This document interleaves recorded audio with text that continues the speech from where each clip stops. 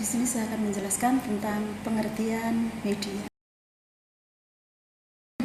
Pengertian media di sini ada dua. Yang pertama yaitu segala sesuatu yang dapat digunakan untuk menyalurkan pesan dari pengirim ke penerima, sehingga dapat merangsang pikiran, perasaan, perhatian, dan minat serta perhatian siswa sedemikian rupa sehingga proses belajar mengajar terjadi.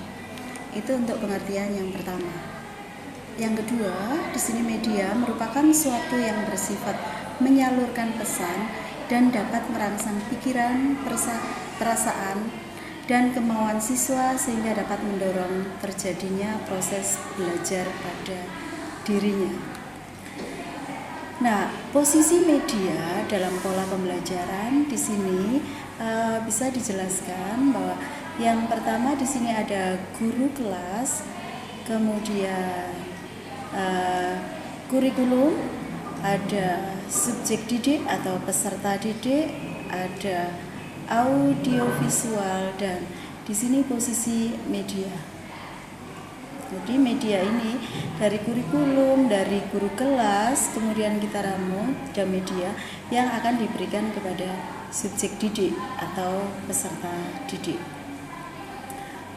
Fungsi media di sini berupa sarana yang dapat memberikan pengalaman visual kepada siswa dalam rangka mendorong motivasi belajar, memperjelas dan mempermudah konsep yang kompleks dan abstrak menjadi lebih sederhana, konkret, serta mudah dipahami.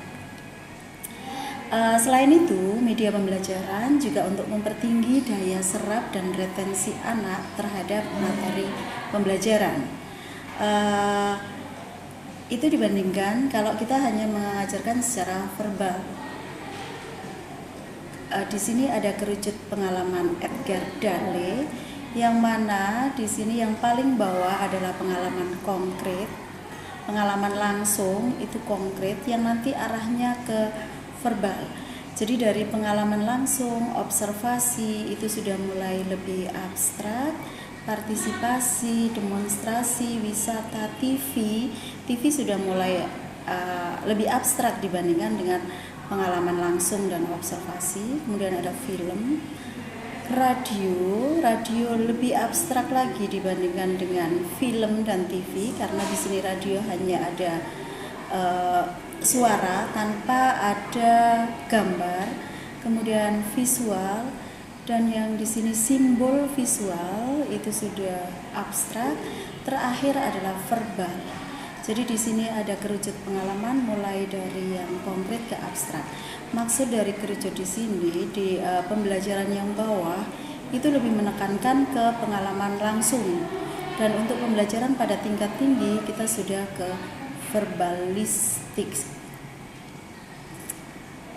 Kegunaan media di situ yang pertama yaitu memperjelas penyajian pesan agar tidak terlalu bersifat verbalistik dalam bentuk kata-kata tertulis atau lisan, gitu ya. Kemudian untuk mengatasi keterbatasan ruang, waktu, dan daya indera, seperti misalnya untuk objek yang terlalu besar itu bisa diganti dengan gambar atau bisa diganti dengan miniatur. Contoh, kalau kita mau mempelajari bumi, maka kita cukup menggunakan globe, karena kita tidak mungkin akan menunjukkan bumi itu bulat dengan menggunakan pengalaman langsung. Nah, itu fungsi dari media untuk mengatasi keterbatasan ruang. Kemudian untuk objek yang terlalu kecil, kita juga perlu menggunakan media, seperti untuk menunjukkan bahwa adanya atom, itu kita perlu alat seperti mikroskop, itu untuk menunjukkan bahwa memang benda-benda yang terlalu kecil itu memang ada. Kemudian gerak yang terlalu lambat atau terlalu cepat dapat dibantu dengan time lapse atau high speed fotografi. Contoh, kalau kita mau belajar biologi, kita mau belajar tentang metamorfosis, kita tidak mungkin dengan pengalaman langsung, karena berapa lama waktu yang dibutuhkan untuk melihat proses metamorfosis.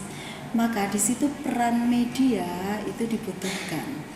Sehingga dalam waktu yang tersedia, misalkan 2 JP, itu siswa sudah bisa menangkap proses metamorfosis dari awal hingga akhir. Kemudian kegunaan yang berikutnya adalah kejadian atau peristiwa yang terjadi pada masa lalu. Itu bisa ditampilkan lewat rekaman film. Seperti kalau kita mau mempelajari perang di Ponorogo, kita tidak mungkin akan mengalami langsung itu karena kejadiannya sudah terjadi pada masa lampau. Sehingga pada saat ini kalau kita ingin membelajarkan itu, kita butuh media berupa film. Jadi siswa bisa menikmati atau mencermati atau memahami dari perang di Ponorogo dengan menggunakan atau dengan melihat filmnya, tidak melihat kejadiannya secara langsung. Kemudian di sini objek yang terlalu kompleks, misalkan mesin di situ, dapat disajikan dengan model dari mesin itu juga. Berikutnya di sini ada konsep yang terlalu luas berupa gunung berapi, gempa bumi, itu dapat divisualisasikan dengan menggunakan film. Nah, selain itu tadi, di sini media pembelajaran berguna untuk atau bermanfaat untuk menimbulkan kegairahan belajar atau untuk memotivasi siswa. Siswa akan lebih termotivasi jika dia atau guru menggunakan media dalam pembelajarannya itu.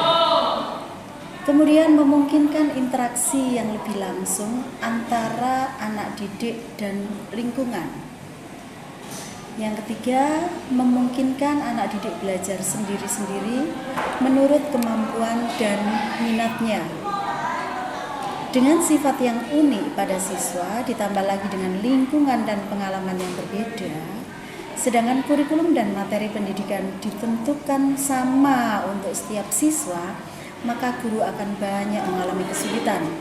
Bila mana semuanya itu harus diatasi sendiri, harus diajarkan dengan verbalistik tadi. Masalah ini dapat diatasi dengan media pendidikan, yaitu dengan kemampuannya dalam memberikan perangsang yang sama kepada siswa, mempersamakan pengalaman dengan menunjukkan media, kemudian menimbulkan persepsi yang sama karena adanya media. Jika konsep tadi diajarkan hanya dengan verbalistik, siswa akan membayangkan sesuai dengan pengalaman masing-masing dan sangat mungkin persepsi yang dimiliki siswa akan berbeda-beda. Dengan adanya media, maka persepsi yang ditimbulkan oleh siswa akan sama. Fungsi praktis media adalah sebagai berikut. Media pembelajaran dapat mengatasi keterbatasan pengalaman yang dimiliki oleh siswa. Media pembelajaran dapat melampaui batasan ruang kelas tadi kalau sesuatu yang kita pelajari bahan kita terlalu besar, terlalu kecil. Media pembelajaran memungkinkan adanya interaksi langsung antara siswa dengan lingkungan. Media menghasilkan keseragaman pengamatan. Media pembelajaran memberikan pengalaman dan persepsi yang sama. Itu fungsi praktis dari media pembelajaran.